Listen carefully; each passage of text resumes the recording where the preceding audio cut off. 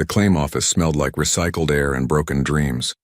Leon Graves sat across from a bureaucrat whose forearms moved independently across 3 different data screens.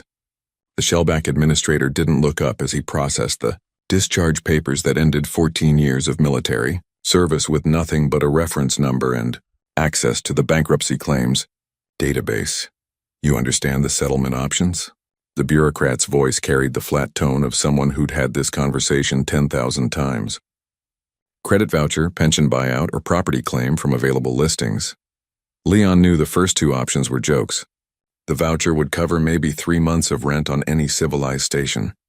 The pension buyout was calculated using an exchange rate that somehow always worked in the military's favor. He tapped the third option on the screen between them. The list of available worlds scrolled past. Every planet worth living on showed red status markers. Already claimed, corporate ownership, bidding closed. What remained was the garbage nobody wanted. Gas giants with poisonous atmospheres, ice rocks too far from any sun, stripped mining sites with collapsed infrastructure. Leon stopped scrolling at entry GJ4471. The description read like a death certificate. Mineral depleted. Atmosphere degrading. No indigenous intelligent life. Recommended for salvage only. Estimated remaining habitability, 20 years. That one, Leon said. The administrator's primary eyes finally focused on him. You read the full assessment? That planet is dying. Previous mining operations extracted everything valuable. The atmosphere is thinning. In 2 decades, maybe less, nothing will survive there without a sealed habitat. Does it meet the minimum criteria for a valid claim? Technically, yes. But then process it. The shellback's arms paused mid-gesture. Something like curiosity flickered across his face. Why would anyone choose a dead world? Leon thought about the last colony he'd defended. 3 years holding a perimeter while corporate executives negotiated mineral rights. The colony got strip-mined anyway. The soldiers got discharge papers. He looked at the bureaucrat and said nothing. The administrator processed the claim in silence. 72 hours later, Leon stood on the surface of his new property with 2 duffel bags and a breather mask. The automated cargo shuttle that dropped him had already launched back toward orbit. No return ticket. The planet stretched around him in shades of rust and gray, dotted with the skeletal remains of mining towers from 3 different species. The wind carried thin air that tasted like metal and dust. His new home was an abandoned outpost built into the side of a mesa. Solar panels covered one wall, half of them cracked or missing. Leon checked the interior. 4 rooms, basic life support still functional, water recycler making concerning noises. The previous occupants had left in a hurry. Food wrappers and broken equipment littered the floors. He spent the first day making the place livable. Cleared the trash, patched the worst leaks in the roof, convinced the water system to produce something that didn't smell like sulfur. As the sun set, painting the barren landscape in deeper shades of red, Leon stood at the window and wondered if he'd made a terrible mistake. Then he saw something pale moving through the ruins below. The shape was too large to be debris blown by wind. It moved with purpose, weaving between the collapsed mining structures. In the dim light, it looked almost white, ghostly against the dark rocks. Leon watched until it disappeared into a ravine about half a mile away. Morning came cold and sharp. Leon packed water, some rations, and his old service pistol, more for comfort than protection. He followed footprints in the dust, tracking the pale shape from last night. The prints were massive, 4-clawed, dragging marks that suggested a tail. The trail led to a collapsed mine entrance. Leon descended carefully, using his helmet light to navigate the unstable tunnel. The air grew warmer as he went deeper. 30 meters down, the passage opened into a larger chamber. That's where he found the dragon. The creature filled half the space, coiled around itself like a sleeping cat the size of a small aircraft.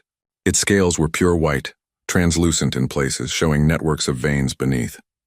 The wings, folded against its body, had tears and holes worn through the membrane. Its eyes were clouded, milky like cataracts. Everything about it suggested sickness, age, approaching death. Leon had seen dragons before. Every soldier knew about them. Some species kept them as war beasts. Others worshipped them. They were supposed to be aggressive, territorial, dangerous. This one just looked tired. It raised its head as Leon approached. Those clouded eyes studied him without hostility. Behind the dragon, deeper in the chamber, a faint blue light pulsed in steady rhythm. Leon spoke quietly, the way his squad medic had taught him to approach injured animals. Easy now. I'm not here to hurt you. The dragon's nostrils flared, scenting him. Its head tilted, considering. Leon unslung his canteen and poured water into a depression in the stone floor. The dragon watched the water pool, then slowly extended its neck to drink. As it drank, something strange happened. The scales nearest the water shimmered, color bleeding through the white, blues and greens that faded almost immediately. The dragon's breathing deepened, stronger. It finished drinking and made a sound, low and resonant. Leon's translator implant crackled with interference, then produced fragmentary words. Finally, waiting. So long. The dragon's eyes focused on Leon with sudden intensity. It spoke again, and this time the translator caught more. Human, you came. After so long, finally, human. Leon backed toward the tunnel entrance slowly. His mind raced with questions. The dragon made no move to follow, just watched him retreat. As Leon reached the tunnel, the creature spoke once more. Tomorrow. Return tomorrow. Much to explain. So little time. Leon climbed back to the surface in silence. Behind him, in the depths of the dead planet, the blue light continued to pulse. Leon returned to the mine at dawn carrying 4 water bottles and a bag of protein rations. Sleep had been impossible. Questions circled his mind like scavenger birds. Why was there a dragon on an abandoned mining planet? Why could it speak? What was the blue light it guarded? The creature waited in the same chamber, but its posture had changed. Yesterday it had looked defeated, resigned. Today it sat upright, head raised, attention focused on the tunnel entrance. The water and food had helped. You came back. The dragon's voice resonated through the translator more clearly now. The words carried harmonics, layers of meaning that technology struggled to interpret. Most would run. Most did run long ago. Leon set down the supplies.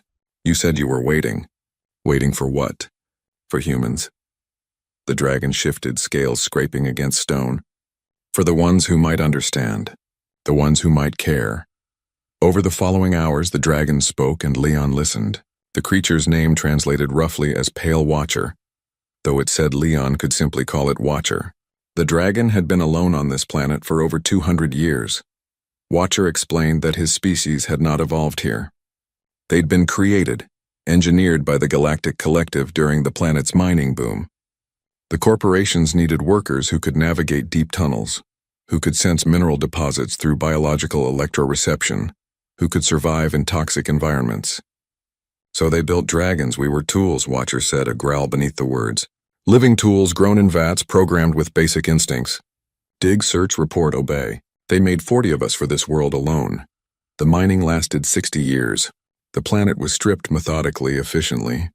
When the last profitable deposit was exhausted, the collective packed up and left. They took their equipment, their personnel, their profits. They left the dragons. We were expensive to transport and no longer needed. The corporate assessment determined it was cheaper to abandon us than to relocate us. We were classified as equipment loss, acceptable expense. Leon felt familiar anger rising in his chest. He'd seen the same calculations applied to soldiers. Equipment that became too expensive to maintain. The other dragons had died over the decades. The planet's environment degraded without the stabilization systems the collective had maintained during operations. Atmosphere thinned. Water sources dried up.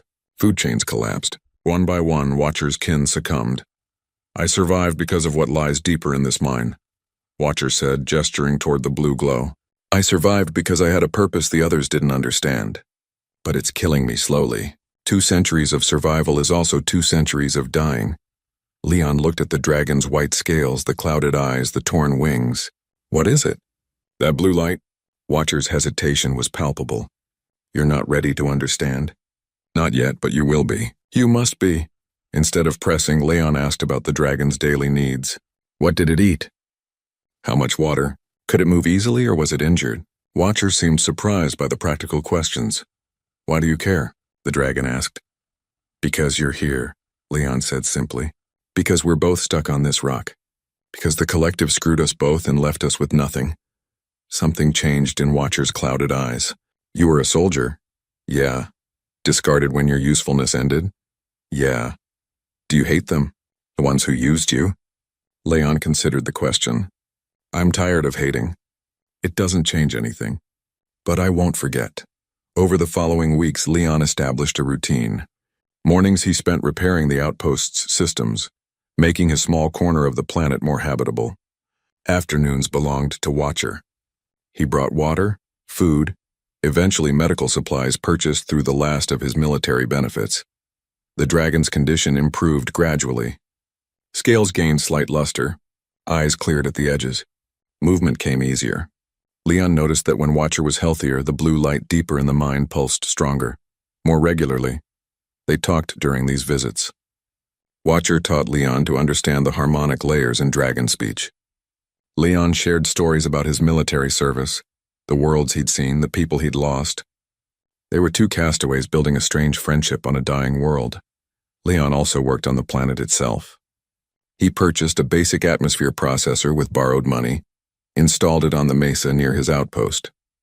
He set up water collectors that condensed the thin atmospheric moisture. Small improvements, probably futile in the long term, but they gave him purpose. One afternoon, as Leon helped Watcher clear fallen rocks from the chamber entrance, the dragon spoke suddenly. "There are ships coming. How do you know?" "I feel them. The electromagnetic ripples as they drop from faster-than-light travel. 3 vessels entering the system now. They'll be in orbit within hours." Leon checked his communication panel. Nothing yet, but Watcher's senses were engineered for detection work. "Who are they?" "Corporate survey ships. The collective has begun revisiting stripped worlds. New technology makes it profitable to extract what previous operations left behind. They'll scan, assess, and if there's anything worth taking, they'll challenge your claim." Leon pulled up his ownership documents on his datapad. Legally sound. The planet was his. But Watcher was right. If the corporations found something valuable, they'd find ways to take it. They always did.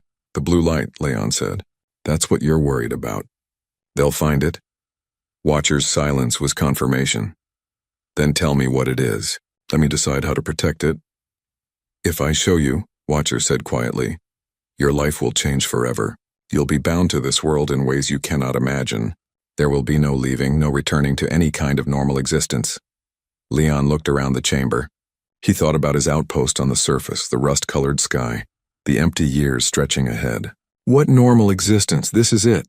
This is what I've got. Watcher studied him with those clearing eyes. Finally, the dragon rose to his feet. "Then follow me.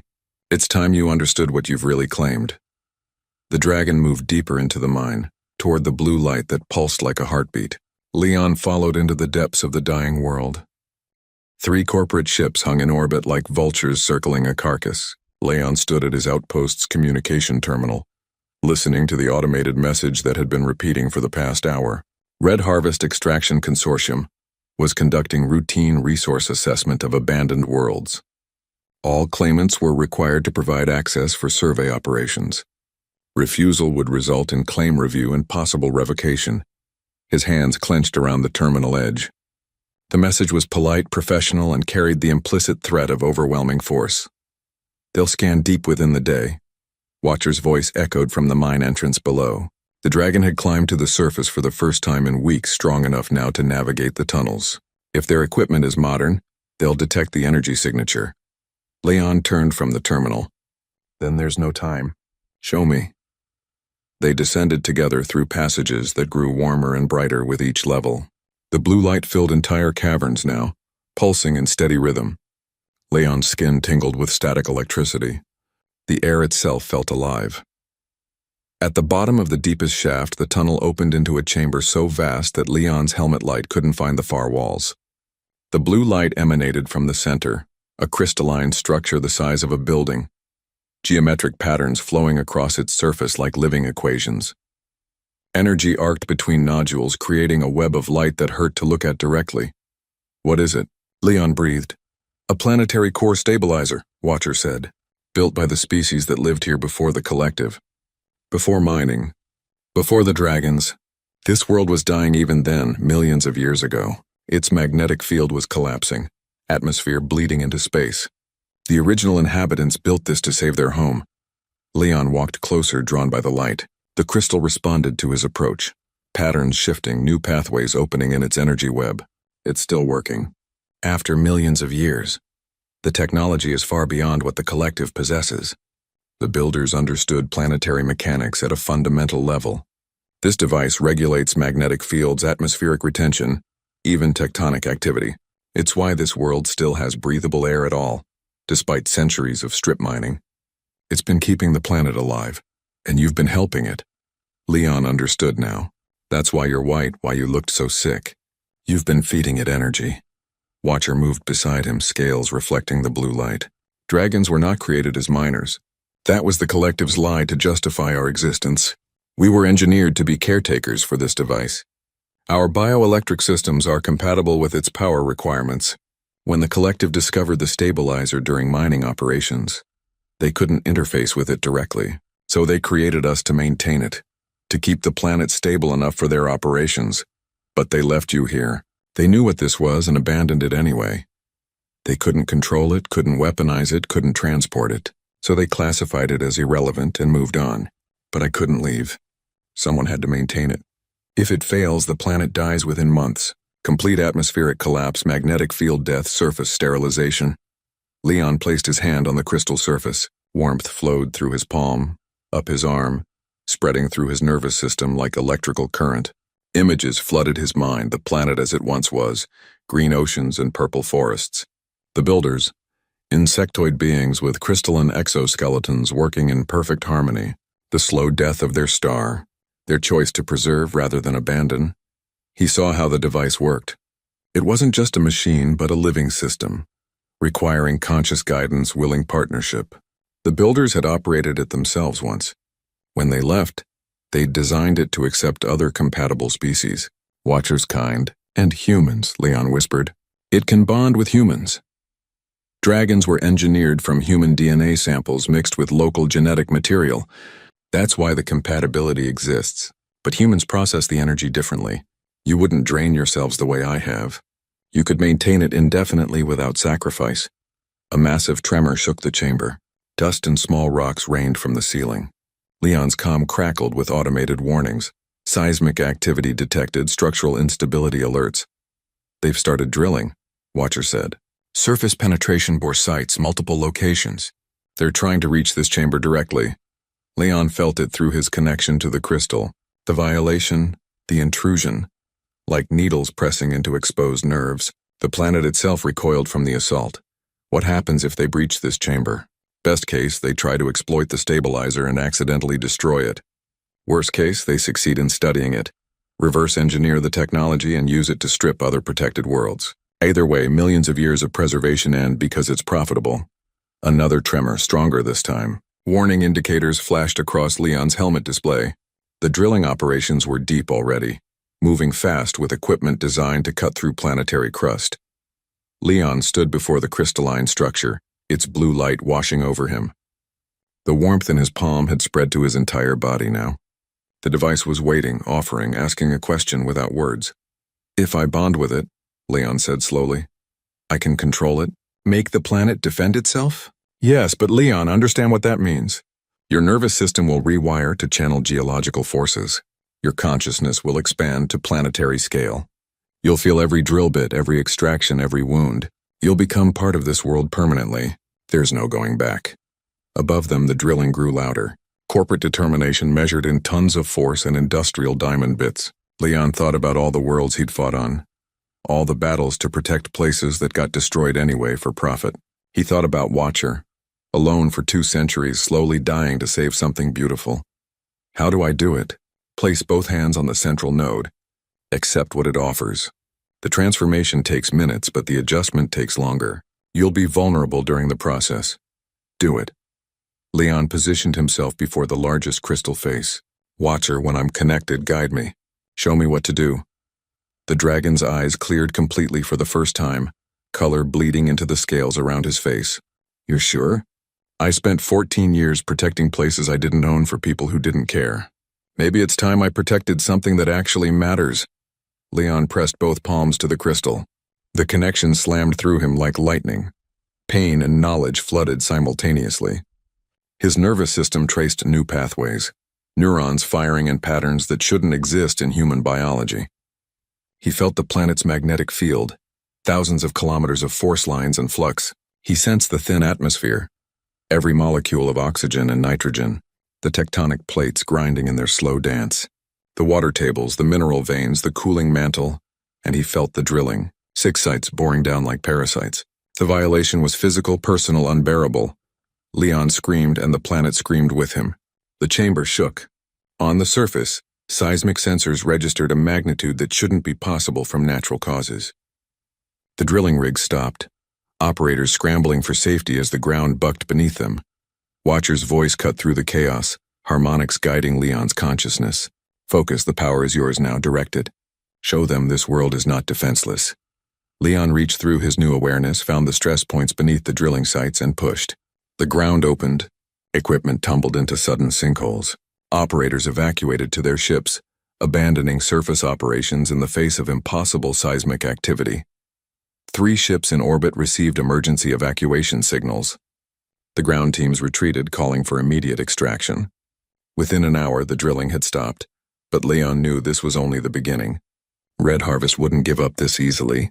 They'd return with more equipment, more force, more determination, and he'd be waiting, a bankrupt soldier bonded to a dying world, learning to wield the power of planets themselves. Watcher collapsed beside the crystal, color fully restored to his scales. Rest now, the dragon said. You'll need strength for what comes next. Leon's consciousness stretched between human limits and planetary awareness, trying to find balance in the space between. His body remained rooted to the crystal, but his mind touched the surface far above. The war for this world had just begun. The corporate command ship maintained orbit at the exact legal boundary, close enough to project authority, far enough to avoid territorial violation. Leon felt their scanning beams sweep across the planet's surface like searchlights through his expanded awareness. Each pulse registered as pressure behind his eyes, an itch he couldn't scratch. 4 days had passed since the drilling incident. 4 days of learning to exist as something between human and planetary consciousness. Leon could barely walk now without stumbling. His brain struggled to process input from millions of sensory points simultaneously. Watcher coached him through breathing exercises, taught him to filter the overwhelming data flood. The builders took years to master the connection, the dragon explained. You're trying to learn in days. Your species is stubborn. Don't have years. Leon sat against the crystal structure, one hand maintaining contact. Breaking the physical link felt like losing a limb now. They're bringing in specialists. I can feel the new ships arriving. 3 more vessels had joined the original survey fleet. Personnel shuttles descended to establish a hardened base camp, this time with defensive shields and armed security. Through his planetary awareness, Leon monitored their comm channels, listened to their plans. The new team leader was a reptilian scientist named Moss. His voice carried calculated precision as he briefed his team. Analysis suggests intelligent manipulation of seismic activity. Either there's an undiscovered species with geological control abilities, or someone has access to technology beyond standard classification. Either scenario justifies extended investigation. A human consultant named Ruth joined Moss at the briefing. Leon recognized her type. Military bearing worn into permanent posture, scars that told stories. Probably corporate security, former soldier like himself.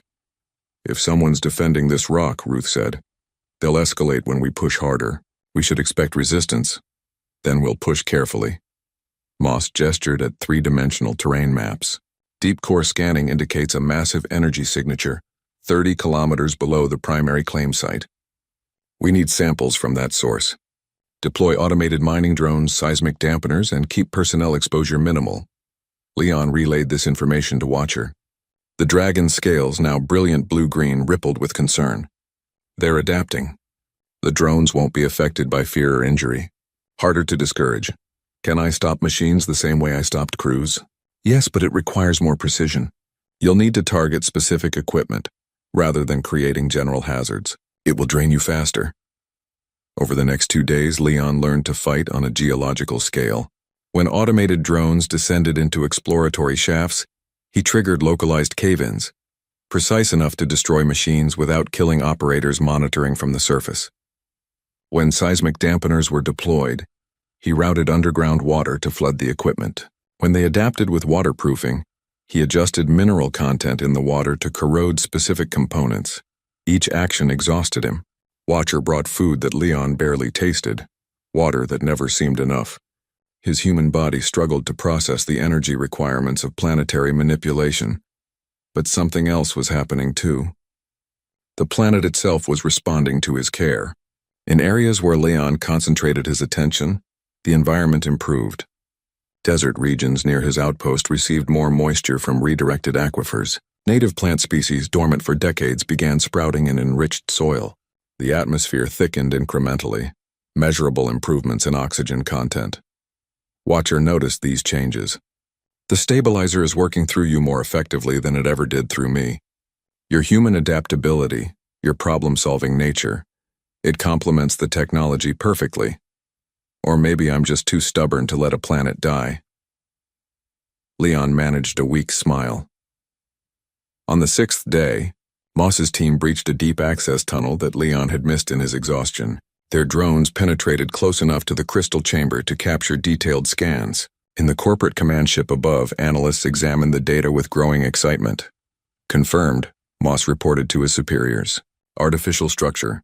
Technology consistent with pre-collective civilizations. Energy output suggests active power generation. Estimated value. He paused, recalculating. Estimated value cannot be determined with available data. This technology could revolutionize planetary engineering. The corporate response was immediate. Full extraction authorization granted. Legal teams prepared claim disputes. Military contractors received deployment orders. Ruth stood in the command ship's briefing room studying the scan data. Something nagged at her about the seismic defense patterns. Too intelligent, too responsive. She pulled up records of the original claim holder. Leon Graves, discharged soldier, bankruptcy settlement, claimed the planet 4 months ago. She'd known soldiers like Graves. Hell, she'd been a soldier like Graves. People who took the scraps they were given and tried to make something of them. People who got discarded when they stopped being useful. Ruth requested a direct communication channel to the surface claim site. Leon Graves, this is Ruth Hayes, security consultant for Red Harvest. I know you can hear this. I know you're down there. We need to talk before this escalates beyond anyone's control. In the crystal chamber, Leon heard the message through his expanded awareness. He recognized something in Ruth's voice. Exhaustion that matched his own. Understanding born from shared experience. Should I respond? He asked Watcher. That depends. Do you want to negotiate or do you want to show them the truth? Leon thought about the past 6 days. The constant defending, the exhaustion, the slow realization that he couldn't maintain this forever alone. But he also thought about what Ruth had said. Before this escalates beyond anyone's control, maybe escalation was exactly what was needed. Watcher, those eggs you mentioned, the ones in stasis, where are they? Deep chambers, environmental suspension, why? Because I'm tired of hiding what this place really is. Maybe it's time we showed them something they can't ignore. Leon pressed deeper into his connection with the crystal. Through its ancient systems, he located the stasis chambers Watcher had described. 3 eggs viable, waiting for environmental conditions to improve enough to safely hatch. He routed energy from the stabilizer into those chambers. Watcher's eyes widened as he sensed what Leon was doing. The planet isn't ready. The atmosphere, the food sources. Then we'll make it ready fast. Leon channeled power into the acceleration systems. They want to see what's worth protecting? Let's show them. Let them explain to the galactic community why they're destroying a world with active caretaker species restoration. The eggs began to crack. On the surface, Moss's sensors detected massive energy spikes from the deep source. Ruth received reports of atmospheric anomalies, localized weather pattern formation, pressure changes, electromagnetic fluctuations that shouldn't be possible. And then 3 signals appeared on biological scanners. Large, warm-blooded, rapidly developing, life signs where moments before there had been none. Sir, Ruth II said quietly, those readings match the profile of protected species classifications. If there are indigenous life forms, those aren't indigenous, Moss interrupted, examining the data. They're too symmetrical, too rapidly developing. Someone is forcing a hatch cycle. Ruth understood immediately. They're triggering garden world protections. If this planet has active caretaker species, corporate extraction becomes illegal under galactic conservation law. Only if the species are verified as natural and protected. Moss sent new orders to his team. Get me samples before those creatures fully develop. We need proof they're artificially created. In the crystal chamber, 3 dragon hatchlings broke from their shells. They were small, barely the size of large dogs, scales wet and gleaming. They cried out with voices that carried harmonics, and Watcher answered with sounds that resonated through the stone. Leon felt the moment through his connection to the planet. New life, new purpose, new defenders for a world learning to heal, but he also felt the corporate teams moving into position, intent on capturing or killing the hatchlings to prevent legal protection. Watcher, Leon said, power building in his voice and in the ground beneath them. Teach them to fly. Now, we're taking this fight to the surface. The dragon smiled, showing teeth. Finally, I thought you'd never ask. The hatchlings flew awkwardly, wings still wet and uncoordinated, but they flew. Watcher led them up through the mine shafts with Leon following on foot, his connection to the planet guiding each step. The crystal's power flowed through him constantly now. Less painful than before, almost natural. His body had adapted or maybe transformed. He didn't look in mirrors anymore. They emerged at sunset. The rust-colored sky was streaked with purple and gold, clouds forming in patterns that Leon's planetary awareness had consciously shaped. Rain would fall tonight for the first time in years. Not much, but enough. Small victories adding up. Corporate drones spotted them immediately. Cameras zoomed, sensors locked on. Data streamed back to the orbiting ships. In the command center, Moss watched the feed with clinical interest. 3 hatchlings, 1 adult dragon, 1 human, all in proximity to the claim site. Get me a legal team, Moss ordered. I need immediate classification analysis on those creatures. Are they natural, engineered, or artificially triggered? Ruth stood beside him, watching Leon Graves walk calmly beside the massive adult dragon. She recognized that walk, the certainty of someone who'd made peace with their choices regardless of consequences. Sir, recommend we open dialogue before sending in capture teams. Noted. Recommendation denied. Deploy collection drones. Moss typed commands rapidly. Stun protocols only. I want live samples. 6 drones lifted from the base camp, equipped with neural disruptors designed for large fauna. They approached in a spread formation, professional and efficient. Watcher saw them coming and positioned himself between the drones and the hatchlings, wings spread wide despite their tattered condition. Leon felt the drones through his planetary connection, their power sources, their navigation systems, the electromagnetic signatures of their weapons. He reached through the ground beneath them and adjusted the local magnetic field. Navigation systems spun wildly. Drones scattered, crashing into the desert rocks. In the command center, Moss's expression didn't change. Interesting. Magnetic field manipulation. Target appears to have significant control over local environment. He opened another channel. Deploy hardened units, Faraday shielding, manual control backup. Ruth interrupted. Sir, this is escalating exactly as predicted. Your recommendation is noted, Hayes. Stand by. The second wave of drones launched. These were military-grade, designed to operate in electromagnetic interference environments. They moved more slowly, but with greater purpose. Watcher's scales bristled, electricity arcing between them as his natural defenses activated. Leon didn't target the drones this time. Instead, he reached deeper, found the base camp's power generators and shut them down. Not through force, but through the planet itself. Underground power conduits rerouted, severing the camp's energy supply. Lights died, shields collapsed. Drones fell from the sky as their remote control signals cut out. Moss finally showed emotion, a brief flicker of irritation crossing his reptilian features. He's better than I expected. Tactical thinking, precise targeting. Former military? Ruth pulled up Leon's file. 14 years, multiple combat deployments, honorable discharge 4 months ago. Explains the competence. Moss considered his options. Hayes, you wanted dialogue. Go establish it. Take a shuttle down. Approach under white flag protocol. Let's see if our soldier is willing to talk before this becomes something neither side wants. Ruth grabbed her gear, a mixture of relief and apprehension churning in her gut. She'd fought in enough stupid wars to recognize when one was starting. Maybe she could stop this one before it got people killed. The shuttle descended as the first raindrops fell. Watcher watched it land with suspicious eyes. The hatchlings huddled close to him, instinctively seeking protection. Leon stood apart, feeling the rain through both his skin and through the planet's atmospheric awareness. Each drop registered twice, once as moisture on his face, once as a minor adjustment to humidity levels across thousands of square kilometers. Ruth emerged from the shuttle alone, hands visible and empty. She walked toward Leon with the careful movements of someone entering a potential combat zone. She stopped 20 meters away. "Leon Graves? That's me. I'm Ruth Hayes. I'm here to talk, nothing else. Your drones had a different agenda. Those weren't my orders. I advised against them." Ruth gestured at the disabled equipment scattered across the desert. "Impressive control. I've never seen anything like it." "What do you want, Hayes? Honestly? I want to understand what's happening here before the collective escalates beyond peaceful options. That technology you're connected to, do you know what it is?" Leon almost laughed. "A planetary core stabilizer, built by a species that died millions of years ago. It's kept this world alive despite everything your corporations did to kill it." Ruth absorbed this information. "And the dragons?"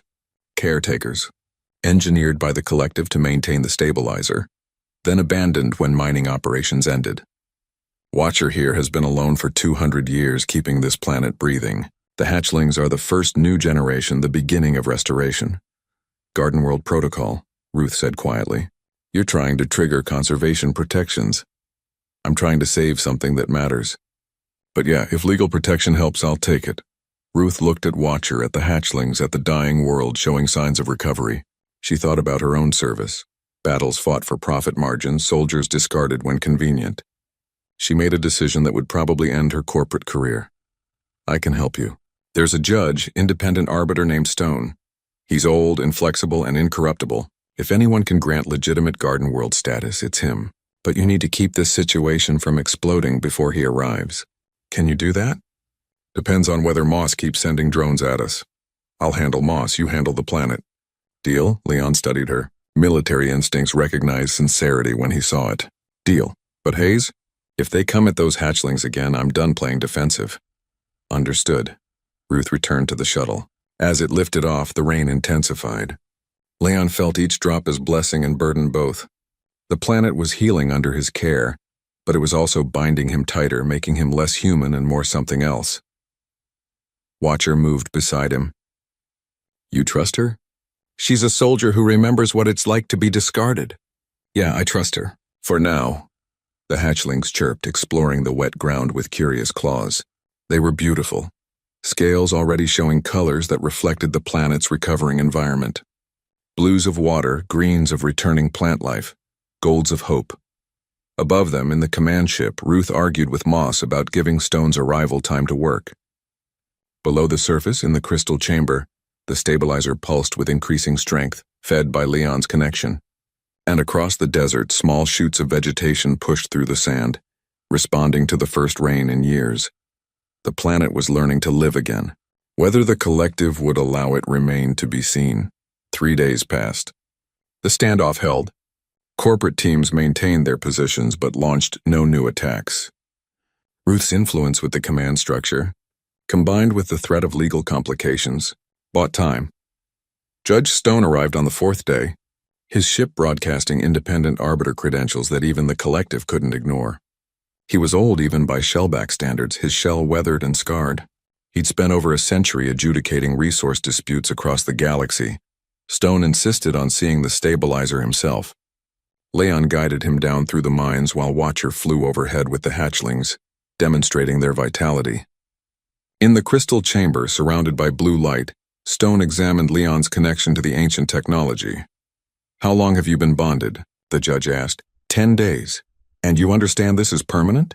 You cannot leave this world without severing the connection, which would likely kill both you and the planetary systems." "I understand." Stone studied the crystal, then Leon, then Watcher waiting at the chamber entrance.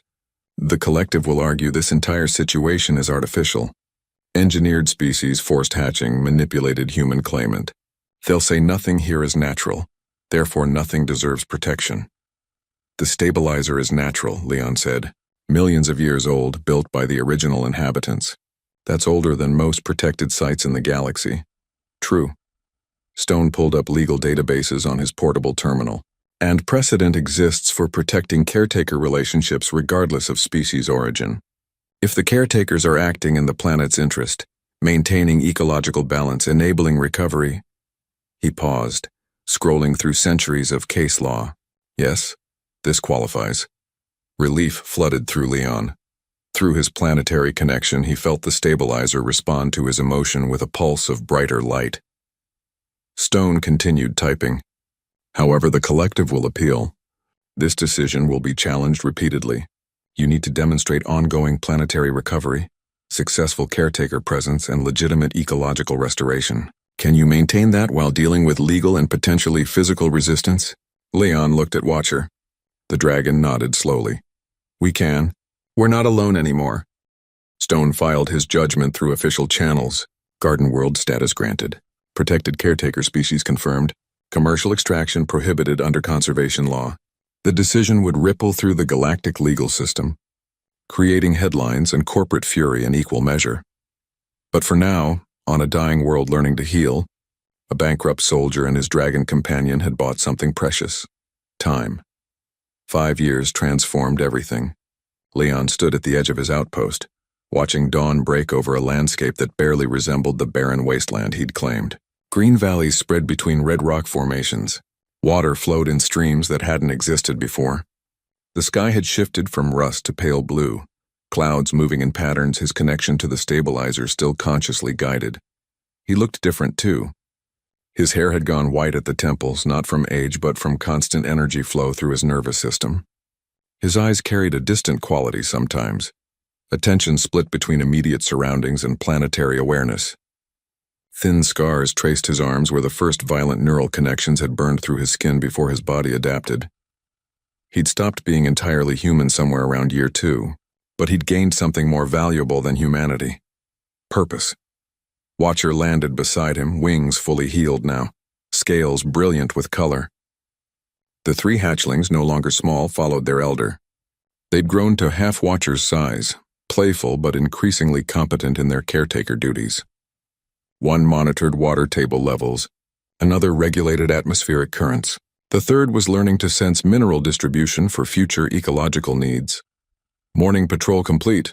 Watcher reported through harmonics that Leon's modified hearing processed naturally now. No corporate incursions.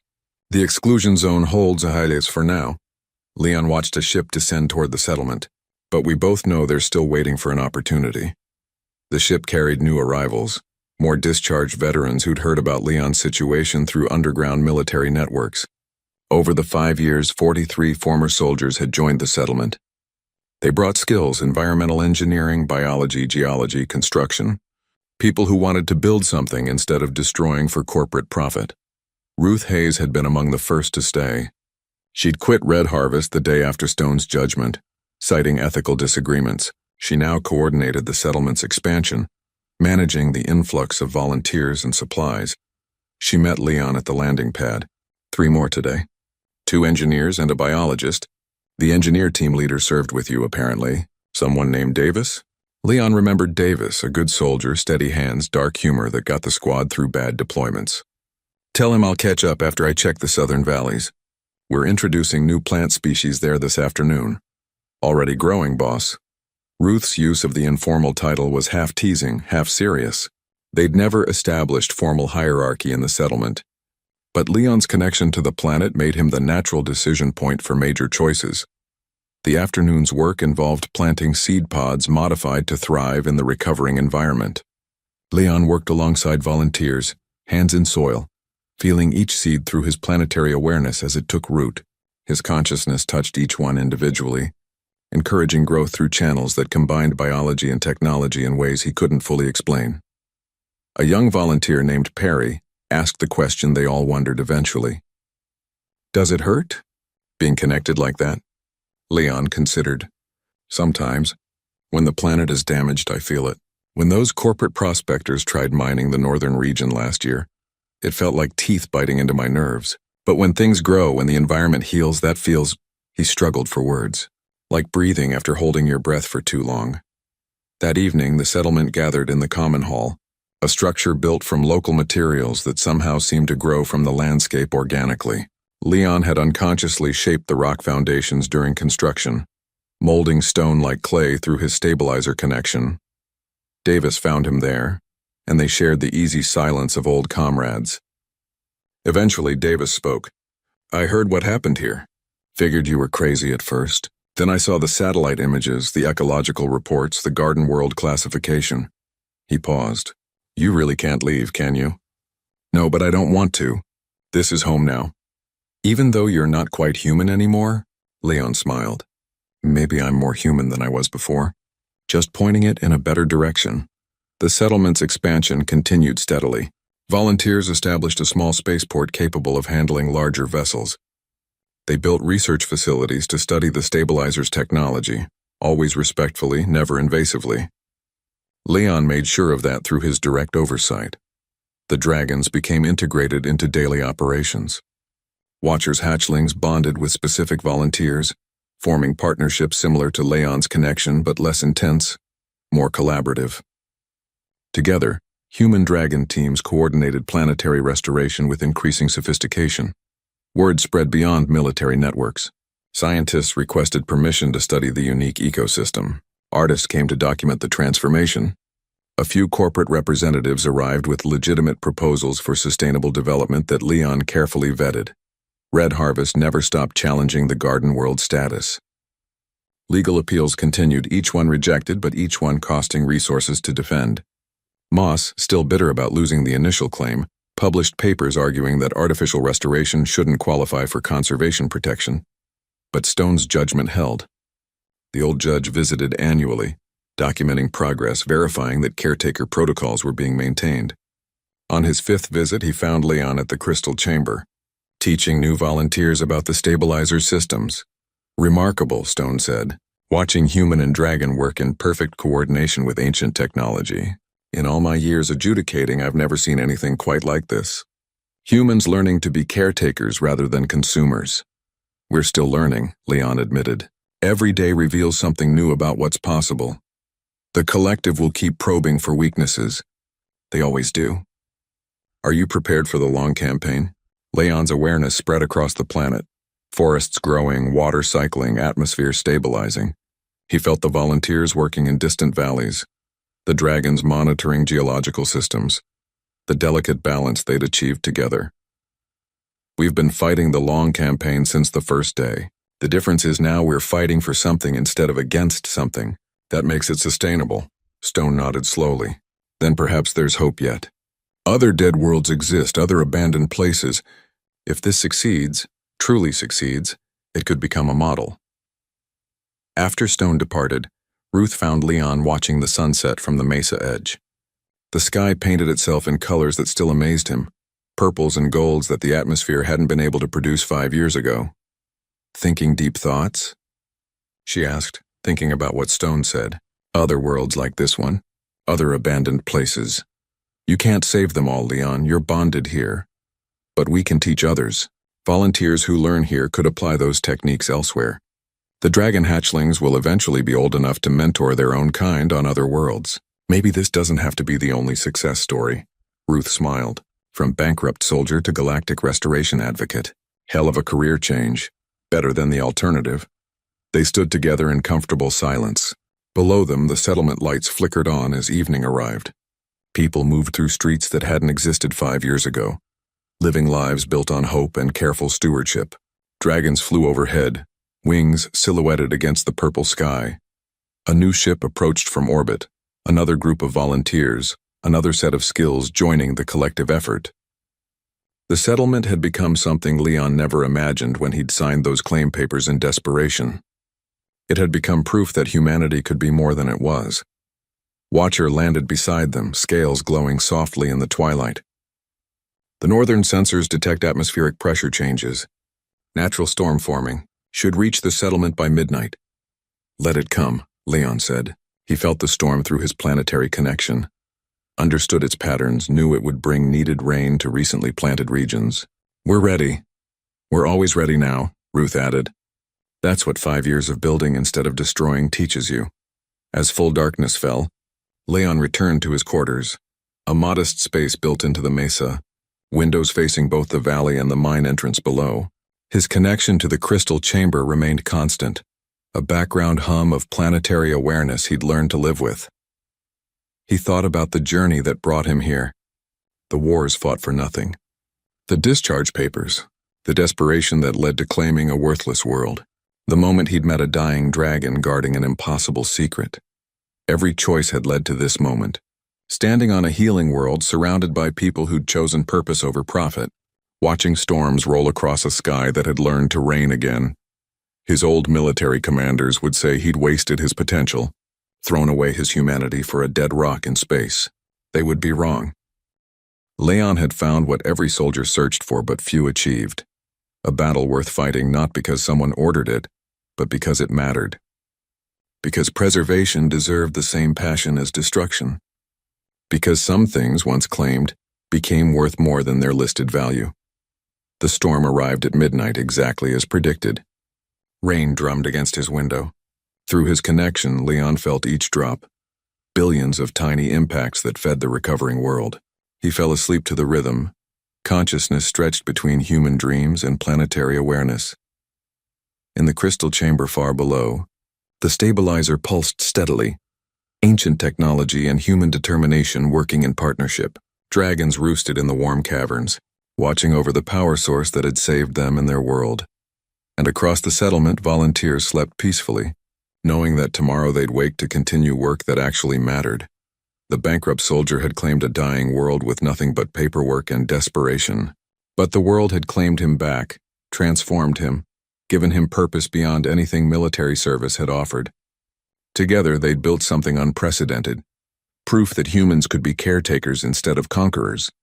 That some bonds, once formed, became unbreakable. That worthless things, given care and time, could become invaluable. That a dying world and a discarded soldier could save each other. Watcher had been right. That first day in the mine when he'd sensed Leon's approach.